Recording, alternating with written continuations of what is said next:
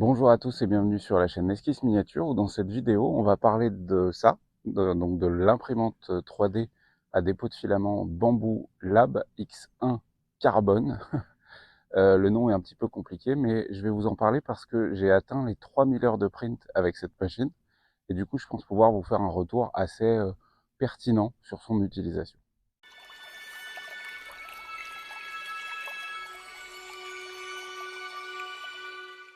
Avant tout, n'oubliez pas que tout ce que je vais vous dire dans cette vidéo ne sont que mes retours de mon expérience avec la machine.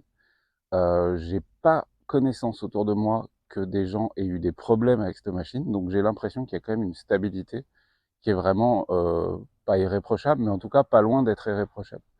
Ce qui est sûr, c'est que c'est une machine à 1500 balles.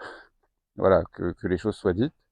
Donc heureusement, voilà, heureusement, parce que c'est quand même une imprimante qui coûte très cher au vu de ce que proposent la plupart des autres imprimantes Clipper rapides aujourd'hui. C'est une imprimante qui est très chère.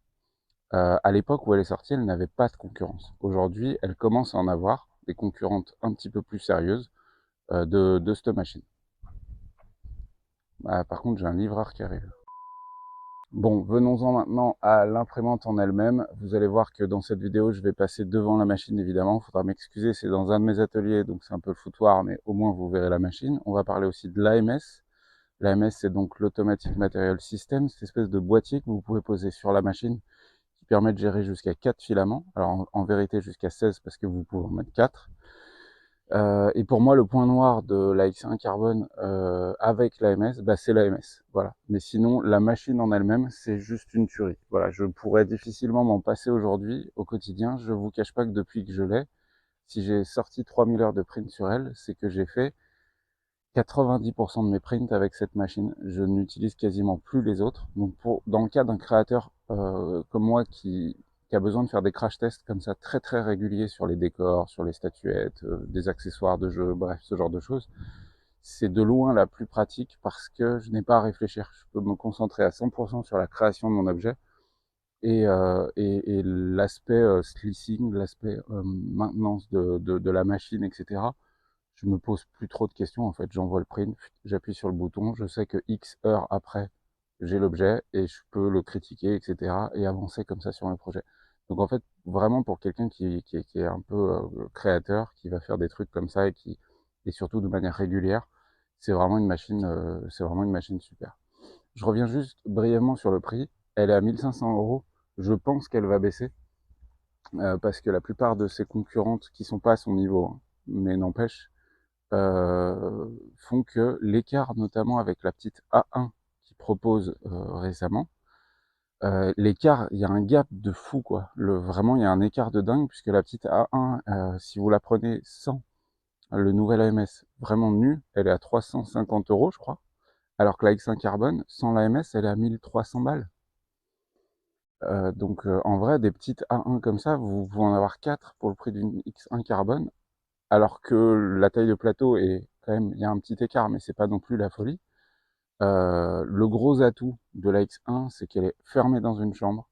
Il y a les timelapses, il y a la gestion, ça je pourrais pas vous le montrer par contre, mais sur le smartphone, vous êtes alerté dès qu'il y a un problème, dès qu'elle pense avoir détecté, il y a tout un système d'intelligence artificielle, entre guillemets, hein, avec la caméra et le lidar qui combattent ensemble pour vous dire, ah, il y a peut-être des spaghettis. Voilà, il y a peut-être un problème de spaghettis, vous savez, des filaments qui ne sont pas accrochés entre eux. Ah, il y a peut-être un décollement plateau, etc. Et elle vous envoie des alertes sur votre téléphone, ce qui fait que ça aussi c'est super pratique, on va pas se mentir. Combien de fois ça m'est arrivé sur une Ender 3, sur une D12 ou ce genre de machine, de lancer un print de 10-20 heures et de revenir que 10-20 heures plus tard parce que j'ai pas eu l'occasion de revenir voir le print et de me rendre compte que ça a foiré et du coup de devoir tout recommencer.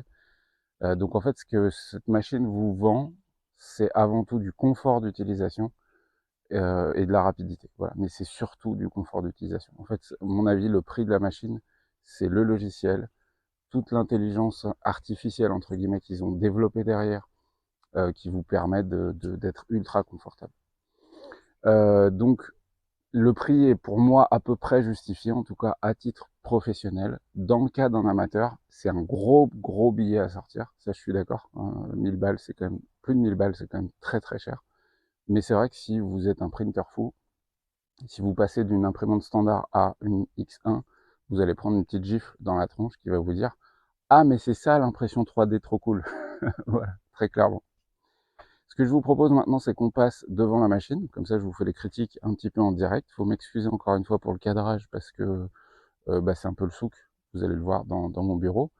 Et puis en deuxième partie, on passera sur l'AMS. Et je pense qu'en troisième partie, je vous montrerai quand même un petit peu Bamboo Studio. Nous voilà donc devant la X1 Carbone. Comme vous pouvez le voir, je n'ai pas mis l'AMS. L'AMS qui est actuellement posée par terre à côté. Et je vais vous expliquer un petit peu plus tard dans la vidéo pourquoi. Donc bah voilà ma machine, ça fait donc je sais pas 7-8 mois, je sais plus exactement combien de temps que je l'ai. Ce qui est sûr c'est que j'ai atteint donc tout juste les 3000 heures de print et qu'elle fonctionne toujours aussi bien. En tout cas, la X1 en elle-même fonctionne toujours aussi bien. Je vais vous parler de la MS plus tard. Vous voyez là j'ai un print qui vient de sortir. Elle tourne vraiment beaucoup. Hop, les décollements, bah voilà, trop facile. Hop, là c'est une petite église pour Epic History Battle. Donc voilà, une très bonne machine. On a toujours les quelques filaments à retirer où elle fait ses calibrations. Donc voilà, on remarque ici qu'ils auraient pu prévoir une espèce de goulotte pour retirer les filaments parce qu'il y a toujours quelques petits dépôts à certains endroits, des tout petites erreurs, des tout petits fails, rien de grave. Mais ça aurait été quand même cool qu'ils prévoient une espèce de goulotte juste là pour pouvoir facilement attraper les affaires. Alors sachez que vous pouvez l'imprimer, hein, le fichier 3D a été fait par des makers. Concernant la machine en elle-même, j'ai rien à noter à part qu'elle fonctionne vraiment très bien. Hop, on va regarder à l'intérieur, mais vous connaissez le contenu, hein, enfin, l'intérieur de la machine. Au niveau de la tête d'impression, j'ai eu besoin de changer. Je vais vous montrer, hop, juste là. Donc là, sur la tête, ici, vous avez une espèce de cache silicone qui permet de maintenir la température et de faire en sorte que ça chauffe plus vite, que ce soit plus stable, etc. Ce petit cache silicone, j'ai eu à le changer une fois. C'est livré dans une petite boîte qui ressemble à ça. Bon, ça prend 2 secondes, hein. Vraiment, on retire le petit cache silicone, on le refout. J'ai eu besoin également de changer une fois la tête d'impression, donc la buse, qui s'était en fait bouchée à cause de l'AMS et à cause d'un filament de mauvaise qualité, etc. Et ça, je vous l'avais déjà montré, je vous rappelle, hein, sur la bambou. La partie avant, là, tout ça, c'est aimanté. Donc en fait, il suffit de mettre 2 petits coups de vis, d'enlever une patch. Je vous avais déjà fait une vidéo à propos, n'hésitez pas à aller jeter un œil. Donc c'est vraiment pas long du tout. Qu'est-ce que j'ai changé après 3000 heures? J'ai changé ça là, le petit outil de nettoyage de buse, puisqu'en fait, quand elle vient extruder pour, notamment quand il y a la MS, mais même au-delà de ça, quand on recharge le filament, elle vient extruder un petit peu histoire de vérifier que tout roule. Et du coup, elle vient frotter sa tête là-dessus. Je vais vous le montrer par en haut. Elle vient frotter sa tête ici. Ce truc-là, je l'ai changé une fois. Je suis même pas sûr que c'était nécessaire, mais j'avais la pièce et j'étais en période de maintenance. Donc ça m'a pris 2 secondes aussi. Voilà, je n'ai encore pas changé la lame de coupe de filament, hein, parce qu'il faut savoir qu'il y a une tête qui vient couper le filament par là, notamment pour l'AMS, etc. Donc je n'ai pas eu besoin de la changer, j'ai pas remarqué de problème à ce niveau-là. Au niveau de la chaîne, vraiment elle a d'une souplesse, c'est un truc de dingue. Donc j'ai rien eu besoin de faire. La seule chose que j'ai eu besoin de faire, mais la machine me le dit quand il y a besoin, ça doit être toutes les 500 heures, je crois, ou quelque chose comme ça. Elle vient afficher un message là-dessus, elle vous dit attention, ça fait pas mal de temps que vous n'avez pas imprimé, que vous n'avez pas remis de la graisse en fait sur vos différents axes. Donc pensez à le faire. Donc là, elle vous aide en plus à le faire, c'est-à-dire elle va se mettre en pause, vous mettez un peu de graisse sur les 3 axes, et puis ensuite elle va monter, elle va descendre, histoire d'étaler un petit peu tout ça correctement. Au niveau pareil, du ventilo, j'ai jamais eu aucun problème. Donc dans l'ensemble, au niveau maintenance, c'est vraiment d'une simplicité. J'ai pas eu besoin de faire grand chose, quoi. Le plateau, il marche très bien. Donc ça, c'est le plateau PEI. J'ai aussi le plateau Cool Plate. Alors par contre, le Cool Plate, il vieillit un peu mal. attendez, je vais le poser là, histoire que vous puissiez le voir. Il vieillit un peu mal, pourquoi? Parce que sur celui-là, je suis obligé de mettre de la colle pour être sûr que j'ai aucun problème pendant le print. Et je vous cache pas que je l'ai jamais nettoyé à l'alcool ou à quoi que ce soit d'autre. À chaque fois, je racle et voilà quoi. Du coup, il est pas beau. Il est pas beau, mais il tient nickel. Donc voilà. Que dire de plus au niveau de la maintenance? Si je vais quand même vous montrer l'arrière. Hop, donc on referme. Alors vous inquiétez pas, on est dans un des établis de la maison et du coup c'est le bordel, mais on s'en fout. Donc sur la partie, alors juste là, vous avez le support à bobine. Et d'ailleurs, hop, je vais vous le montrer. Vous voyez, c'est une barre en fer. C'est juste, hop, attendez, hop, faut que je remonte la caméra. C'est une barre en fer avec deux espèces d'attaches sur les côtés.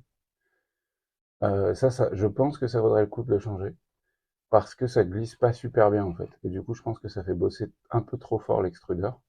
Et notamment avec les bobines en carton. Avec les bobines en plastique, ça glisse bien, mais avec les bobines en carton, ça roule pas super bien. Donc je pense que ça vaudrait le coup. Je vais me pencher un peu sur le sujet. Et les seuls endroits où j'ai eu des problèmes, et je vais vous le montrer. Hop, on relève un peu la tête. Est-ce que je peux... Voilà, c'est compliqué hein, parce que forcément, j'ai pas envie de déplacer la machine parce que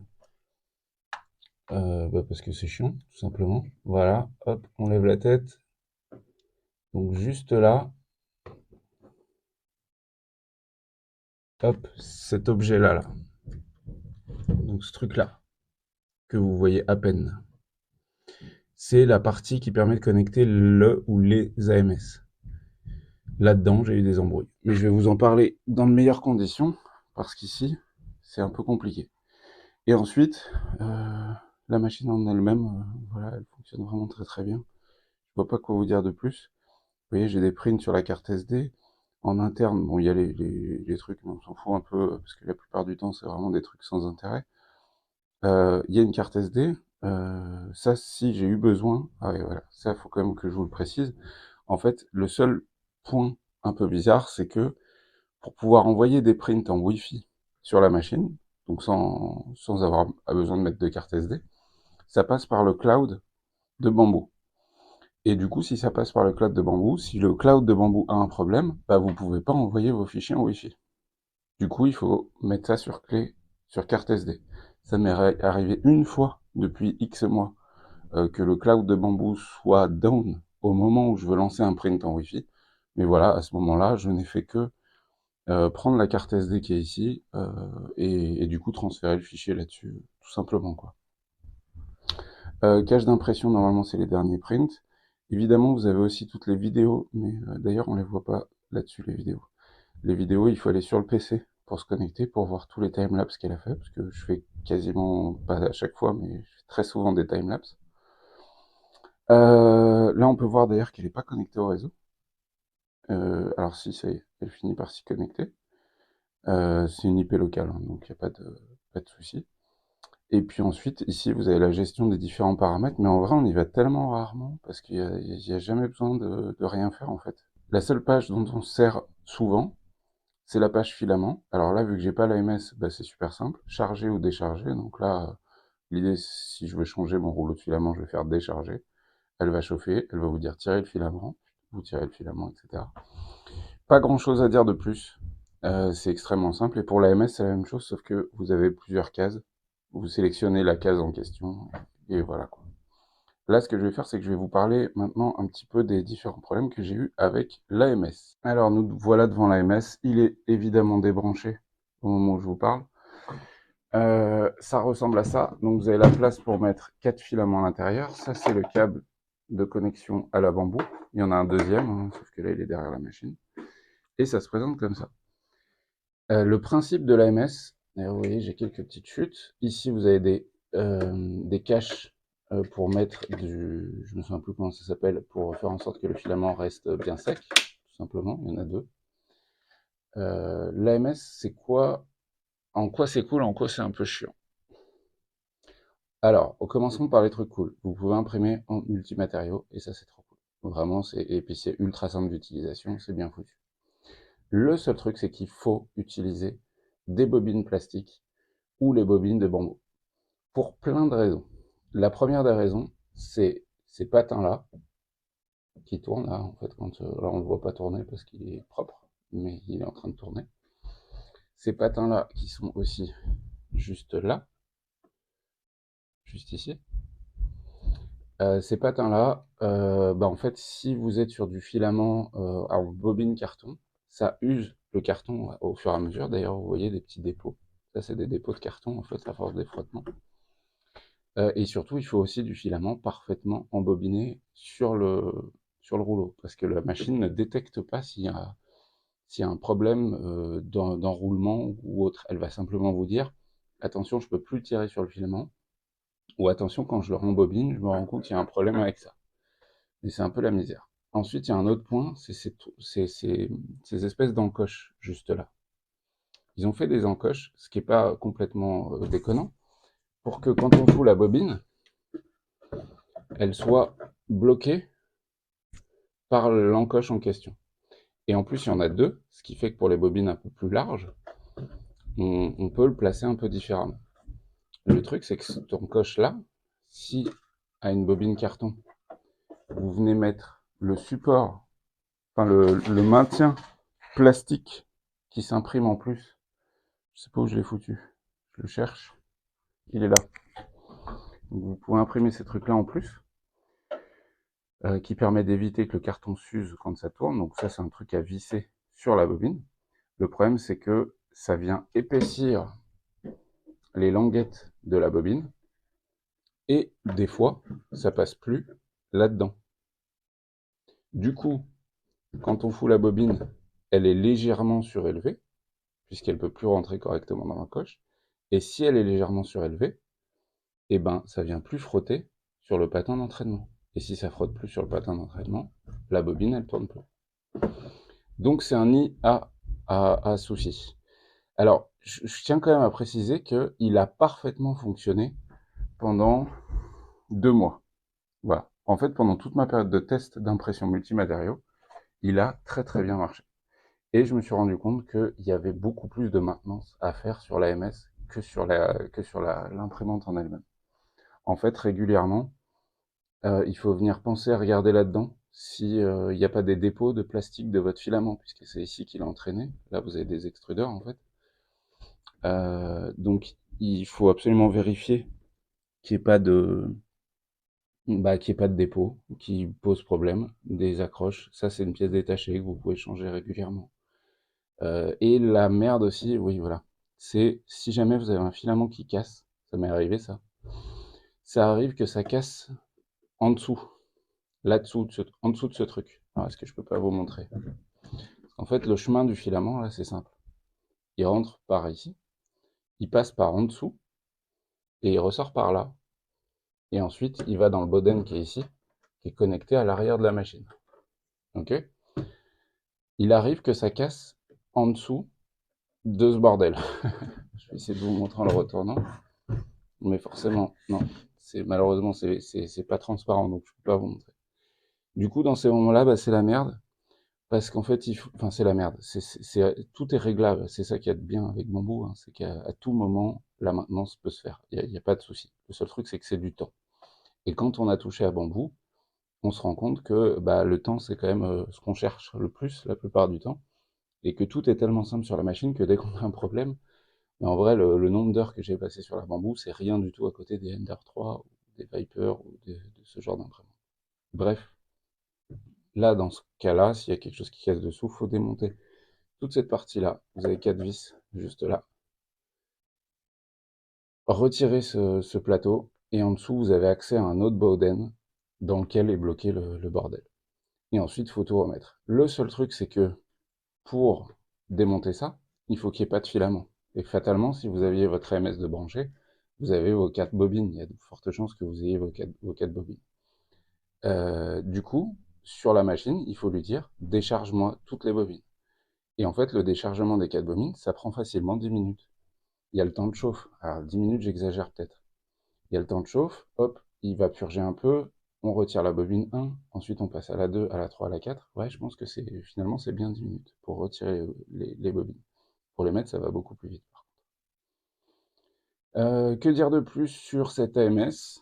À côté de ça, l'idée est vraiment cool, mais je vous cache pas que j'attends quand même impatiemment l'AMS Lite de la petite A1 que je devrais recevoir bientôt, qui à mon avis me semble plus approprié puisque lui semble prendre l'intérieur des bobines et pas l'extérieur.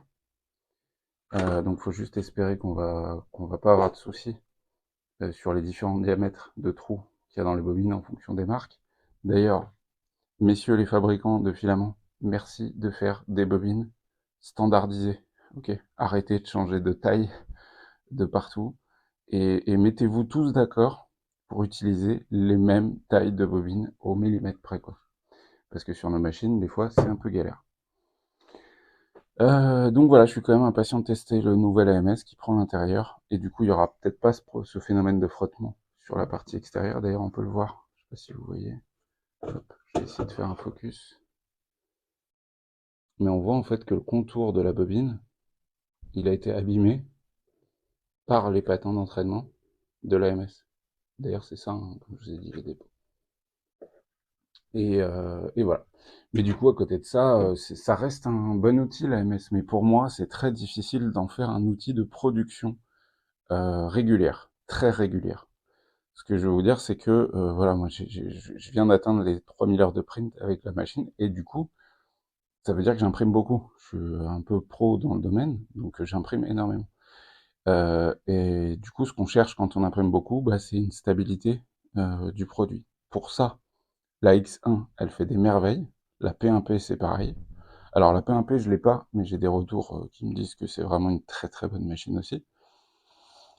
Par contre, la MS, on n'est pas sur la stabilité de la X1, et c'est dommage, ça gâche un peu le kiff. Ce qu'on va faire, c'est qu'on va quand même passer un petit peu sur le logiciel Bamboo Studio, parce qu'il est quand même bien foutu, et il y a quelques trucs à dire dessus. Nous voilà devant Bamboo Studio, et on va voir ensemble pourquoi le logiciel est quand même plutôt bien foutu. Alors là, vous pouvez voir donc l'église que je vous avais montré peut-être avant dans la vidéo, c'est pas sûr.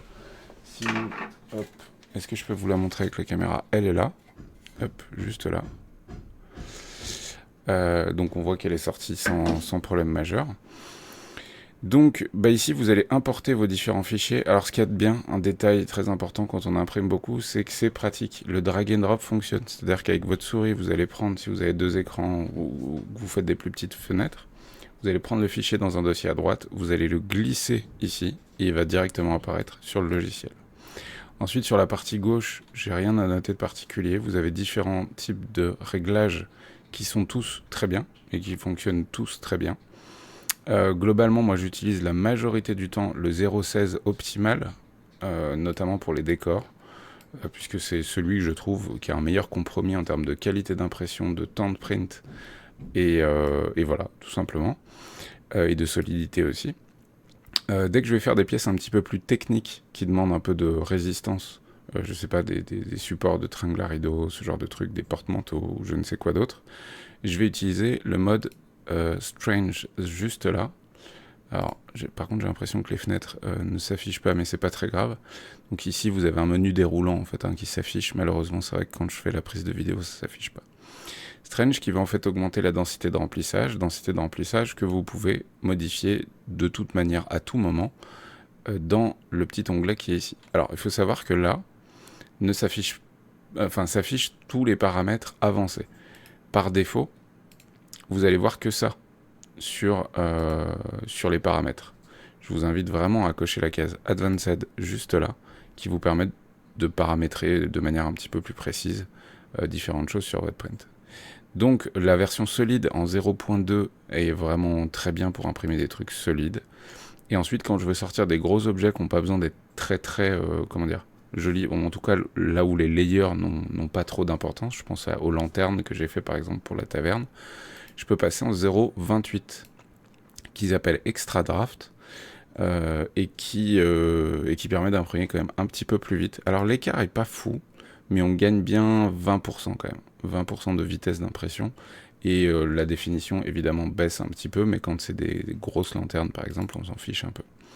Sachez aussi qu'à tout moment, vous pouvez changer le nozzle, donc la buse, et que ici, comme vous pouvez, alors vous pouvez pas le remarquer malheureusement, je pourrais passer avec la buse de 0.8 et du coup passer en extra draft 0.56. Et du coup, alors dans le cas de cet objet, ce serait pas le plus pertinent parce qu'on va perdre beaucoup de détails.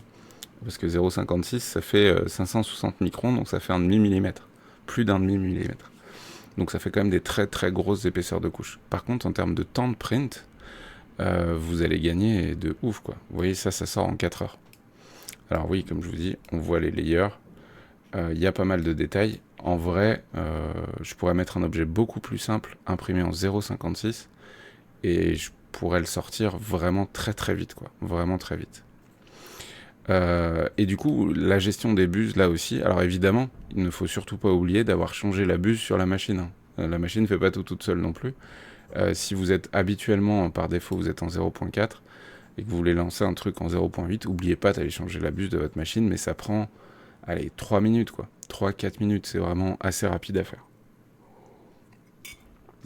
Donc là, je repasse bien sur la 0.4. Juste là, vous avez la gestion des différents plateaux. Alors malheureusement, encore une fois, elle ne s'affiche pas, mais vous voyez, ici, je viens de passer en cool plate. C'est en haut à gauche sur votre écran. Cool plate, donc c'est la plaque froide, c'est-à-dire qu'elle chauffe un peu moins forte que les autres. C'est celle que je vous ai montré avec des traces de colle dessus.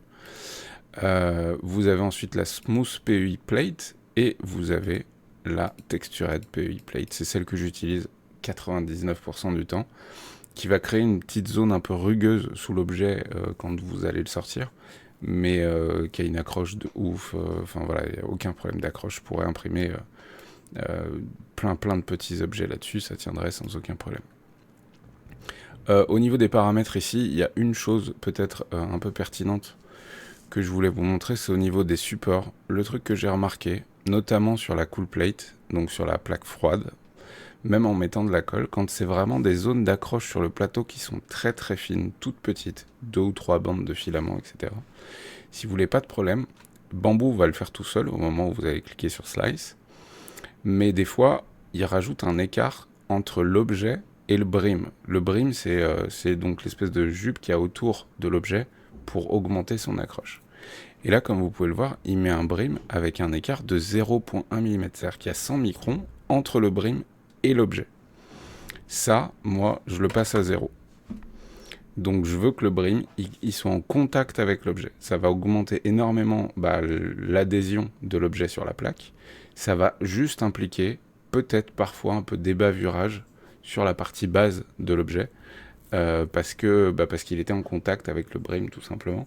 Mais au moins quand c'est des tout petits objets qui ont très peu de zones d'accroche sur le plateau, vous allez augmenter, vous allez vous assurer que ça tienne bien sur le plateau.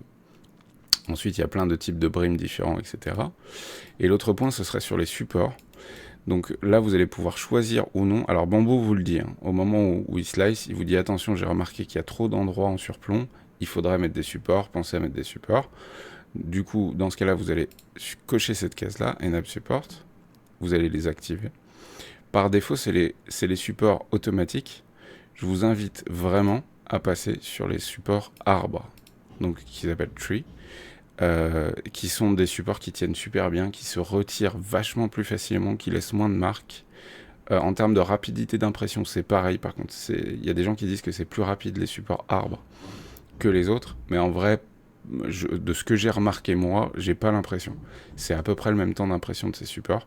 Par contre, ça fait moins de matière parce qu'ils sont un peu plus fins. Et encore une fois, ils sont vraiment pratiques à retirer. Et ensuite, moi, le truc que j'utilise très souvent, c'est Unbuild Plate Only, donc uniquement sur la plaque de construction.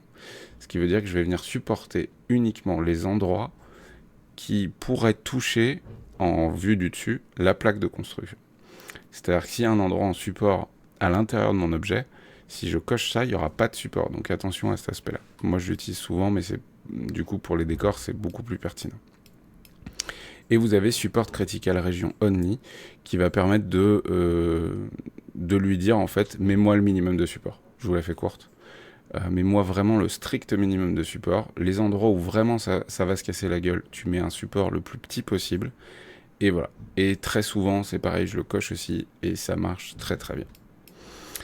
Au niveau des vitesses, je ne vous cache pas que je n'ai jamais jamais rien touché dans tous ces paramètres-là.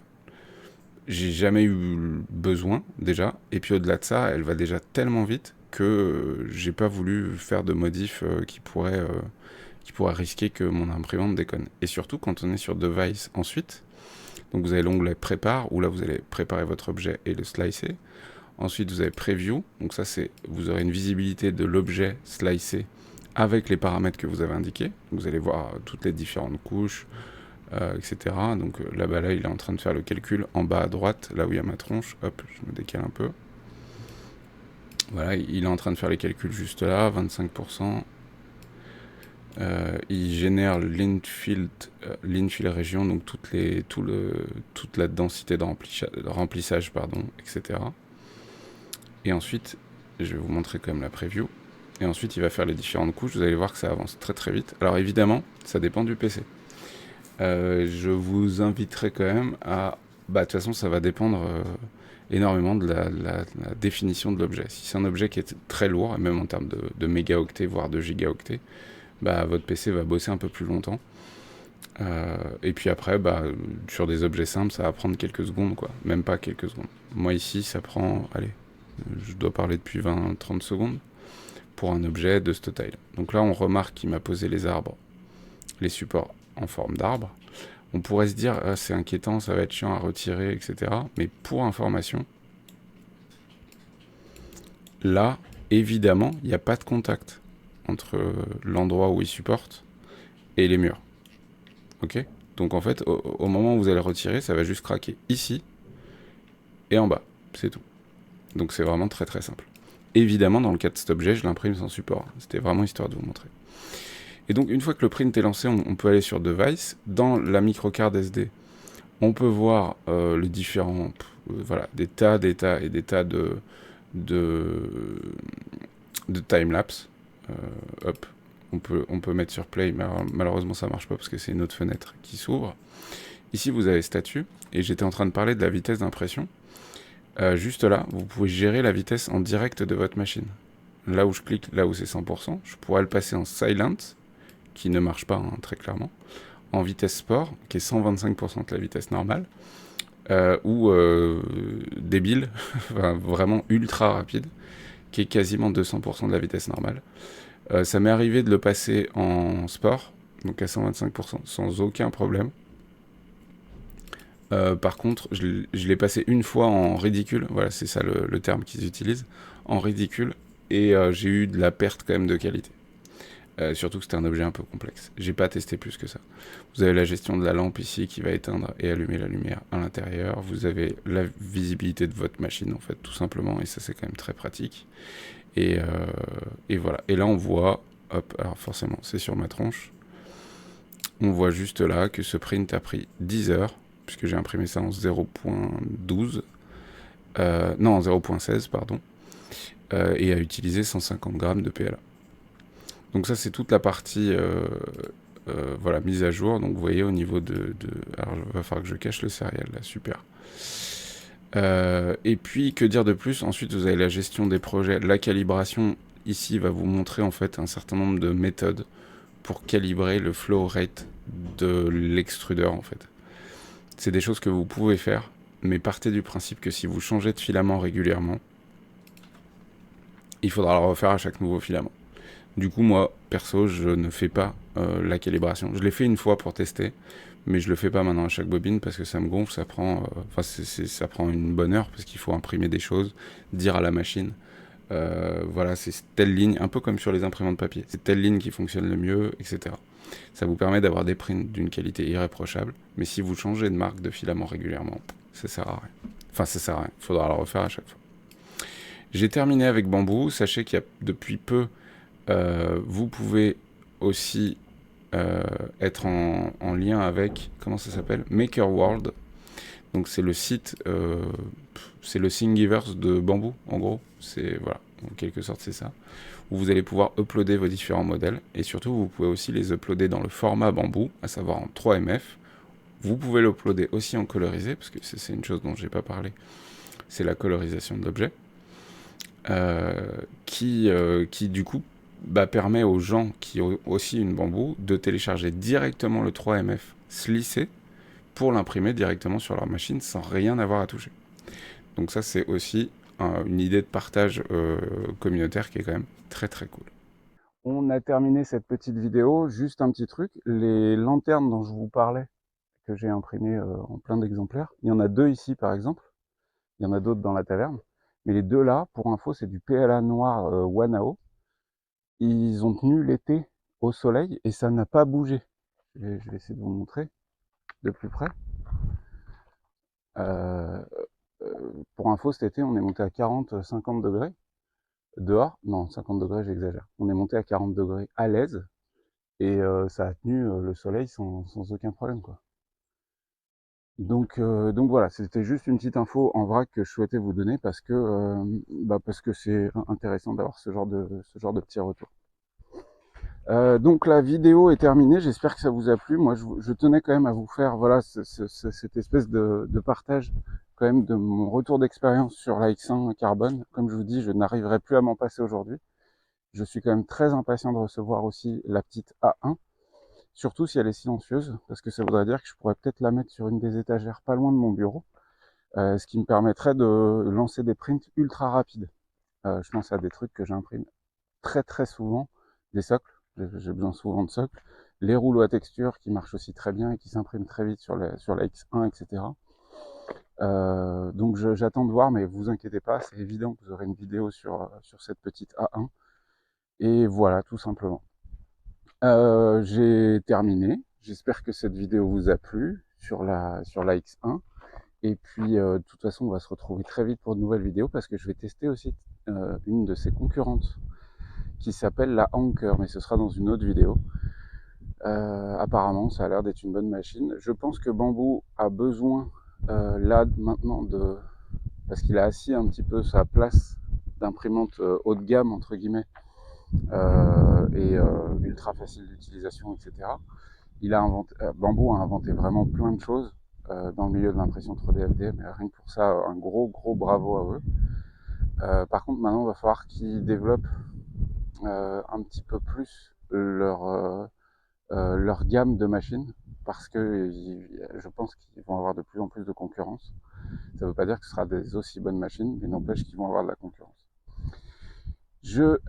Allez faire un tour sur Maker World, ouais c'est ça le nom. Bref, la nouvelle plateforme de fichiers 3D de Bamboo, il est plutôt bien foutu.